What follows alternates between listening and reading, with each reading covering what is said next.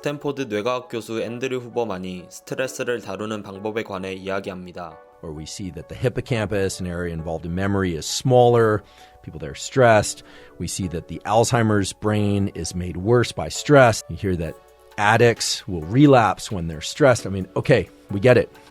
And it's very important, but I think we've all heard now so many times that stress is bad. But in that conversation, unfortunately, it's eclipsed some of the really positive things that stress does for us in the short term. So stress can be short-term, medium-term, or long-term. Long-term stress is indeed bad for all the reasons I just mentioned and many others. The best tools, the best mechanisms that we know to modulate long-term stress, there are going to be the things that don't surprise you, which is everyone knows getting regular exercise, getting good sleep, using real-time tools to try and tamp down the stress response, etc. That's all going to be really useful. The data really point to the fact that social connection and certain types of social connection in particular are what are going to mitigate or reduce long-term stress.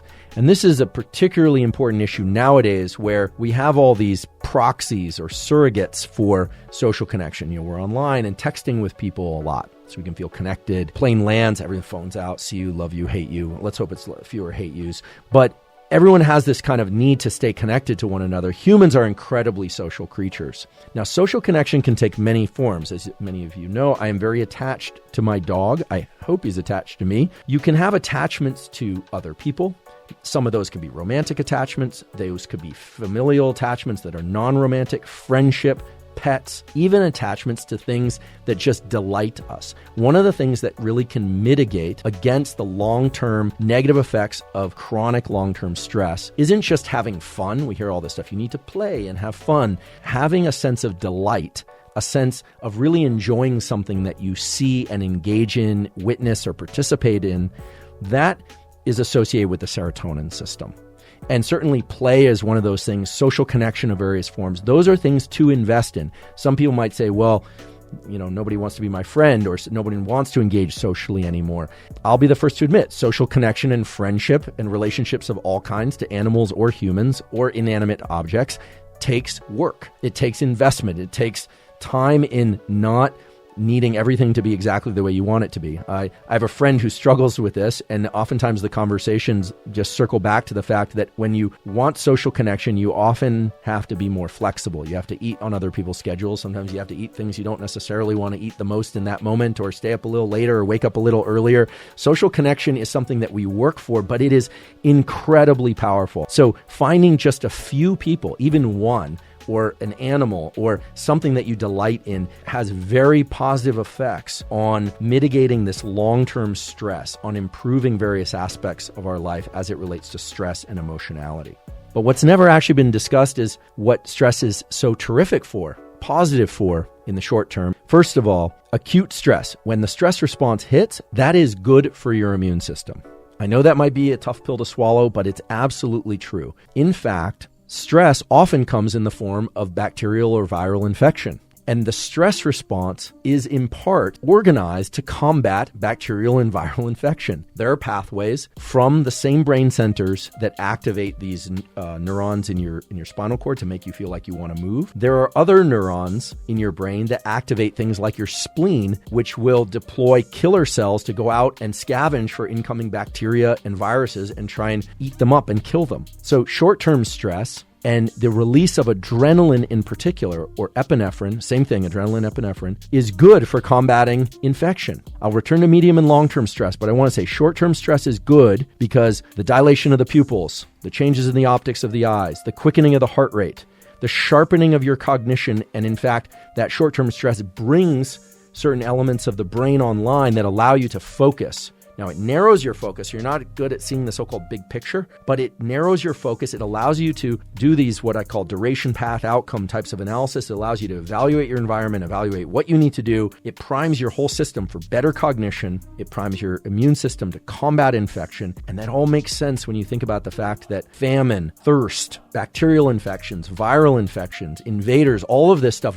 liberates a response in the body that's designed to get you to fight back against whatever stressor that happens to be, psychological, physical, bacterial, viral. Again, the stress response is generic. When adrenaline is released in the body, you are in a better position to combat infections. You breathe very quickly in these cycles of 25 breaths. Adrenaline is released. If you take a cold shower, adrenaline is released. If you go into an ice bath, adrenaline is released. You are mimicking the stress response.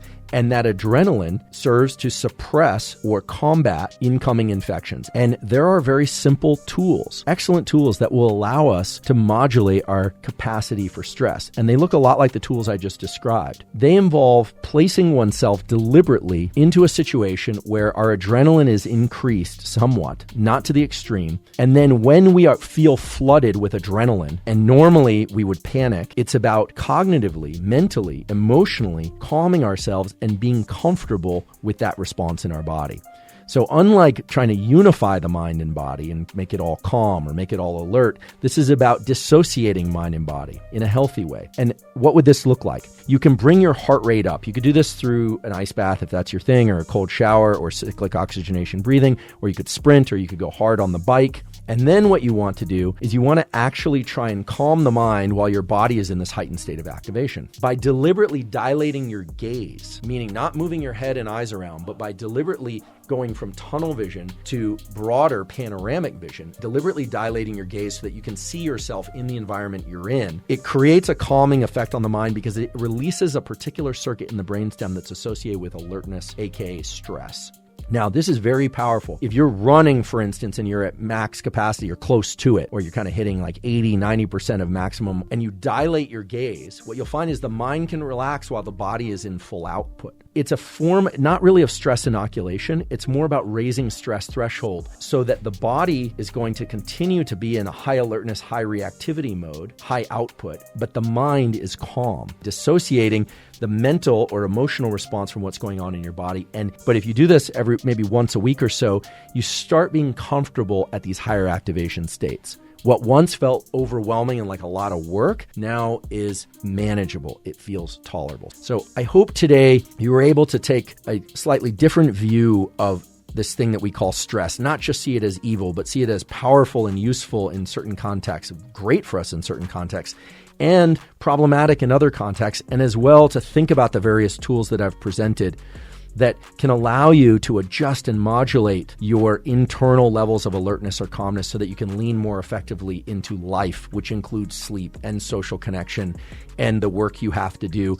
And of course, acknowledges that the events in the world are beyond our control. What's in our control is how we react to them, something that's commonly said in the wellness and self-help and psychology world, but for which there often aren't as many concrete tools that we can really look to and trust in real time. My goal is to bring you tools and information so that you can manage better through life. So thanks so much.